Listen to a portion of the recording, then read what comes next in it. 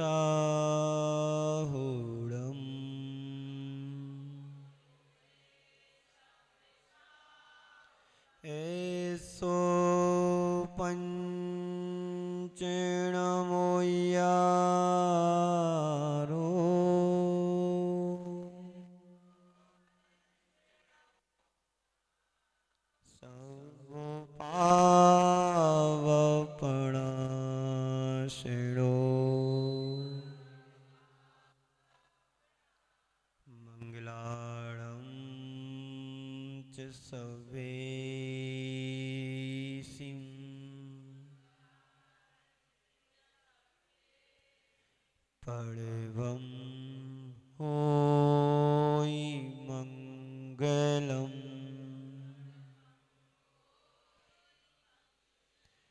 बंदो सिरि अरिहंत पदो बीते रागो विज्ञान वर्णो वारे भावना जगो जीवन हित जान।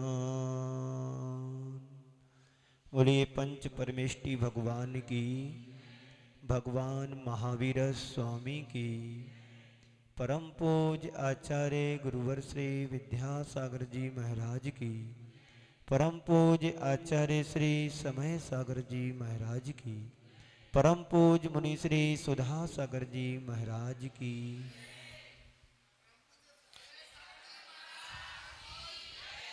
समस्त आचार्य संघ की,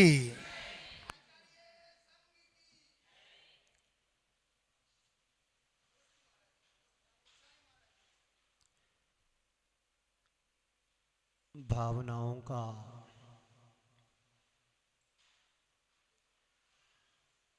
हमारे जीवन में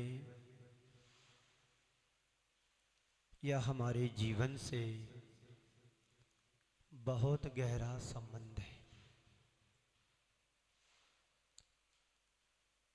भावना भवनाशनी होती है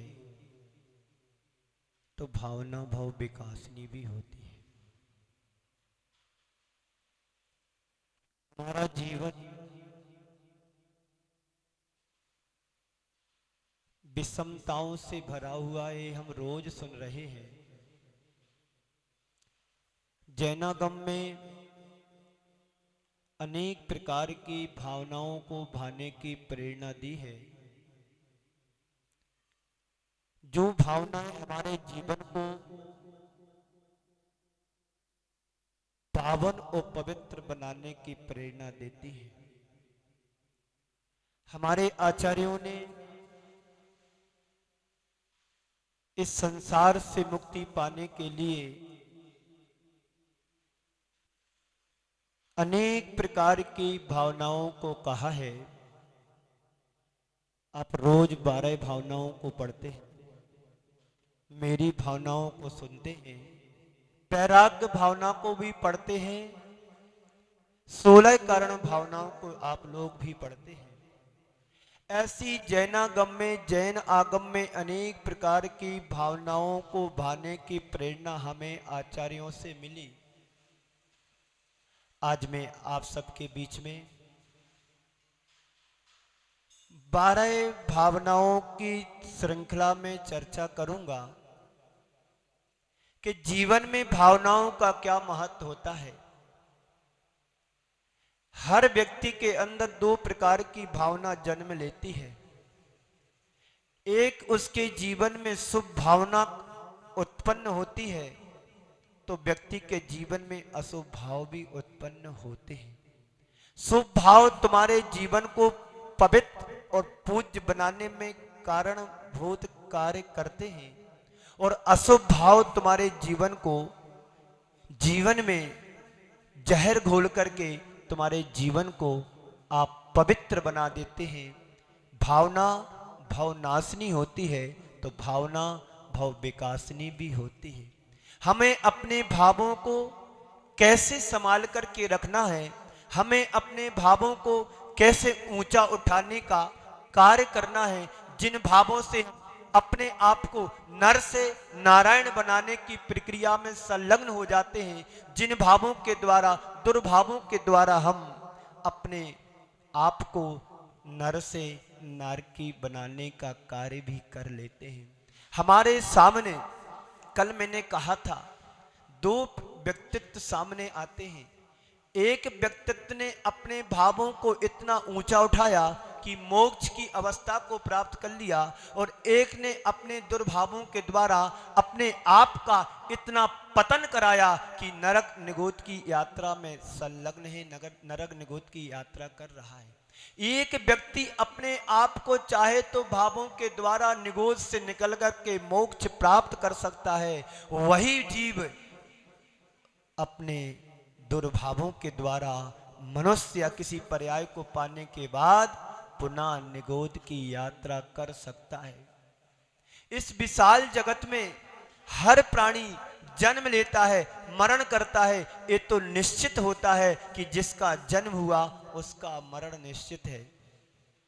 भावना हमारे जीवन की वो निधि है, उस जिस निधि को हम पाने के लिए एक एक पर्याय को प्राप्त करके ये मनुष्य पर्याय को पाया है।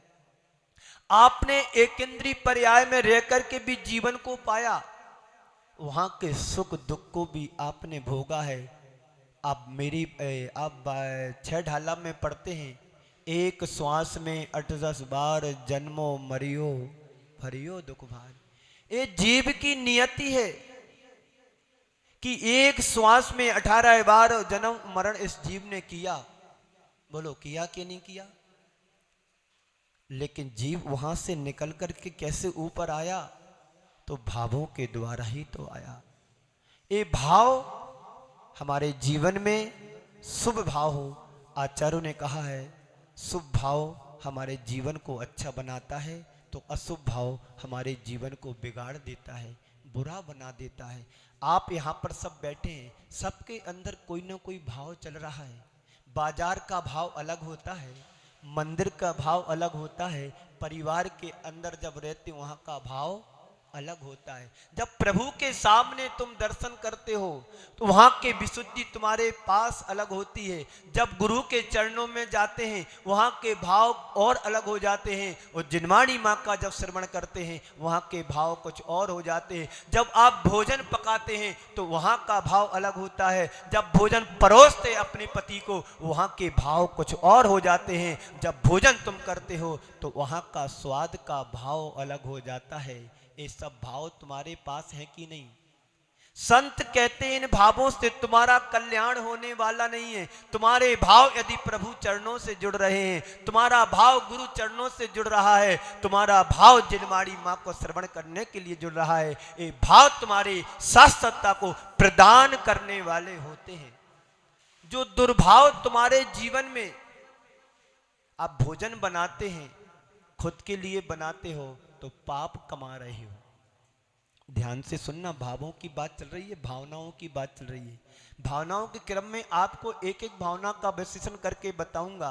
अनित्य भावना से लेकर के बोधि दुर्लभ धर्म भावना तक ये यात्रा चलेगी। 12-15 दिन में आपको यात्रा कराऊंगा कि हमारे अंदर की ये भावनाएं कैसी होती हैं।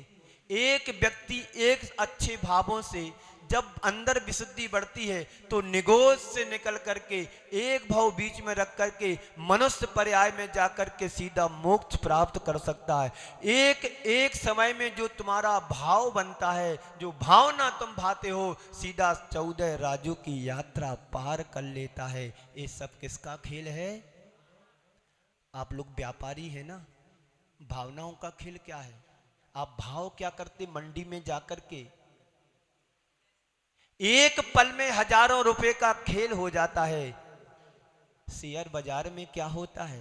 भावों का ही तो खेल है। बात समझ में आ रही ना? यहां भी बात समझ में आएगी, आपको सरल और सहज भाषा में बताया जाएगा। समझ रहे ना? तो भाव हमारे कैसे होना चाहिए? यदि हमारे अंदर के परिणाम तुम्हारे निर्मल हैं, हम मंदिर में आते हैं तो घर से भाव बना करके आते हैं कि आज प्रभु के दर्शन करने के लिए जा रहा हूं, और अच्छे से हाथ में डिब्बी में चावल द्रव्य भर करके जा रहा हूं। जितने सुंदर तुम चावल और अष्टमंगल द्रव्य लेकर के भावों से भर करके यदि घर से मंदिर की ओर जाते हैं तो तुम्हारे भावों की विशुद्धि निरंतर बढ़ती चली जाएगी। और तुम घर से निकले, चलो मंदिर जाना पड़ रहा है, पूर्वज जाते थे, परिवार के लोग जा रहे हैं तो चलो मैं भी चला जाता हूं। जो व्यक्ति नित्य सुबह उठ करके मनोकामनाओं से भर करके कि आज मेरे लिए प्रभु कृपा से आज का जीवन मुझे मिला है, आज का प्रभात मेरे जीवन के लिए मिला है, चलो आज मैं सबसे पहले प्रभु के दर्शन करने जाएं, ये तुम्हारे भाव बनते हैं क्या? रोज सुबह तो सबका होता है। उन लोगों से पूछो जो सुबह की प्रभात की प्रथम किरण को नहीं देख पाए,